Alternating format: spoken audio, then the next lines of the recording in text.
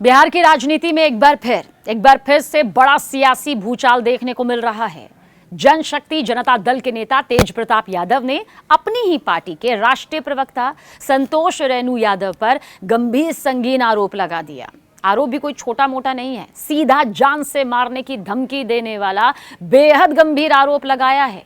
इस मामले में देखिए तब और ज्यादा तूल पकड़ता हुआ ये मामला नजर आया जब तेज प्रताप यादव ने सीधे बिहार के गृह मंत्री सम्राट चौधरी को पत्र लिखकर अपनी जान को खतरा बताया और सुरक्षा की मांग की।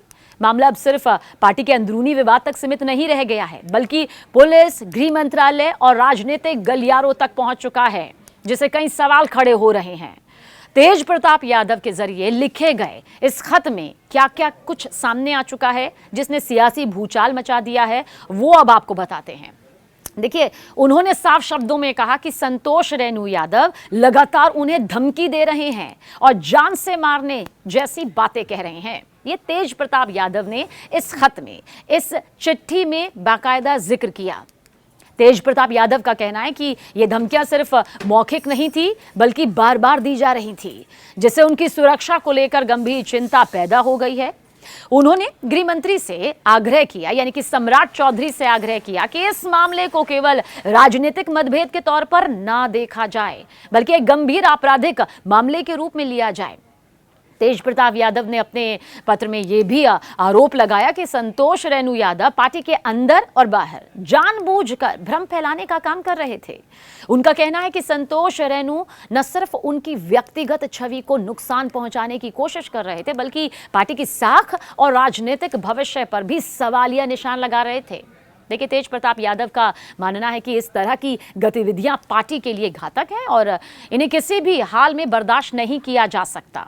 इसी के चलते तेज प्रताप यादव ने संतोष रेणु यादव को जनशक्ति जनता दल से निष्कासित करने का बड़ा फैसला लिया, पार्टी से बाहर का रास्ता दिखाया।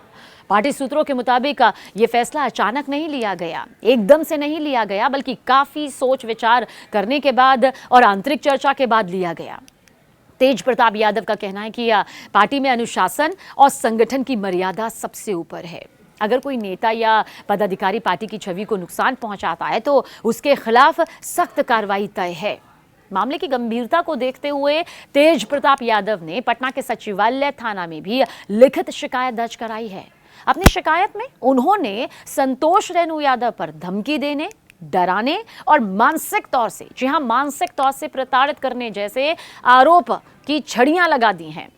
आपको बता दें कि तेज प्रताप ने पुलिस से मांग की है कि मामले की निष्पक्ष जांच की जानी चाहिए और अगर आरोप सही पाए जाते हैं तो दोषी के खिलाफ कड़ी कानूनी कार्रवाई करनी चाहिए। ये उनकी तरफ से मांग की गई है। तेज प्रताप यादव ने यह भी कहा कि वो कानून और प्रशासन पर पूरा भरोसा रखते हैं। तेज प्रताप यादव का कहना है कि यह मामला सिर्फ पार्टी के भीतर की राजनीति से जुड़ा नहीं है, बल्कि उनकी जान से जुड़ा हुआ है। आपराधिक मामला है, सख्त कार्रवाई होनी चाहिए, उनकी सुरक्षा और यहां पर पुख्ता की जानी चाहिए। उन्होंने साफ चेतावनी भी दी है कि अगर वक्त रहते इस पर कार्रवाई नहीं की गई तो कोई बड़ी और अप्रिय घटना हो सकती है और यही वजह है कि उन्होंने सीधे गृह मंत्री से हस्तक्षेप की अपील की है ताकि उन्हें उचित सुरक्षा वक्त पर मुहैया करवाई जा सके।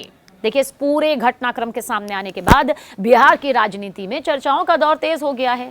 राजनीतिक विश्लेषक ये सवाल उठा रहे हैं कि आखिर पार्टी के अंदर ऐसा क्या हुआ कि मामला पुलिस और गृह मंत्रालय तक पहुंच गया। कुछ लोग इसे पार्टी की अंदरूनी शक्ति संघर्ष से भी जोड़कर देख रहे हैं, तो कुछ इसे आगामी राजनीतिक समीकरणों से भी जोड़ रहे हैं। जी हां, वही समीकरण जिनके कयास वक्त वक्त पर लगाए जा रहे हैं।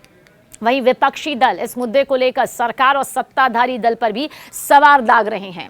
उनका कहना है कि अगर एक राजनीतिक नेता खुद को असुरक्षित महसूस कर रहा है तो आम जनता की सुरक्षा की स्थिति सोचिए क्या होगी। और दूसरी तरफ सत्ताधारी खेमे की ओर से यह कहा जा रहा है कि कानून अपना काम करेगा और किसी को भी कानून से ऊपर नहीं रखा जाएगा। कुल मिलाकर तेज प्रताप यादव और संतोष रेणु यादव के बीच का जो ये पूरा विवाद है वो एक बड़े राजनीतिक और कानूनी मुद्दे का रूप ले चुका है। आने वाले दिनों में पुलिस जांच, प्रशासनिक कार्रवाई और राजनीतिक प्रतिक्रियाओं के आधार पर यह साफ हो जाएगा कि इस पूरे मामले की सच्चाई क्या है। फिलहाल बिहार की राजनीति में इस घटनाक्रम ने तनाव और हलचल दोनों को बढ़ा दिया है और सभी की निगाहें इस पर टिकी हुई हैं। आगे क्या कदम उठाए जाते हैं ये वाकई अभी फिलहाल भविष्य में छिपा हुआ है। कितनी गंभीरता से लिया जाता है ये सब सियासी और कानूनी तौर पर दिखाई देगा। लेकिन तेज प्रताप यादव से जुड़ा ये पूरा मामला बिहार की राजनीति में एक गंभीर मोड़ बनकर सामने आ गया है। ये सिर्फ पार्टी के भीतर का मतभेद नहीं रह गया, बल्कि अब सीधे कानून, सुरक्षा और प्रशासन की जिम्मेदारी से जुड़ चुका है। जब एक राजनीतिक नेता खुद अपनी जान को खतरा बता रहा हो तो गृह मंत्री को पत्र लिखने की नौबत आ जाए तो ये स्थिति खुद सोच लीजिए, हल्के में लेने का विषय नहीं है। अब सबकी नजर पुलिस और सरकार की कार्रवाई पर टिकी हुई है और ये देखना अहम है कि आरोपों की सच्चाई क्या है, धमकियों के पीछे की वजह क्या है और प्रशासन इस पूरे मामले में आखिर कितनी तेजी और गंभीरता से कदम उठाता है। साथ ही यह भी तय होगा कि पार्टी के भीतर उठे विवाद से जनशक्ति जनता दल की राजनीति और छवि पर इसका क्या असर पड़ता है। फिलहाल इतना तय है कि यह मामला आने वाले दिनों में बिहार की राजनीति को और गरमाएगा। क्या सच है, दोषी कौन है और न्याय किसे मिलेगा, इसका फैसला जांच और कार्रवाई के बाद ही हो पाएगा। लेकिन जब तक सच्चाई सामने नहीं आती तब तक यह विवाद सियासी गलियारों में चर्चा का केंद्र अभी बना रहेगा।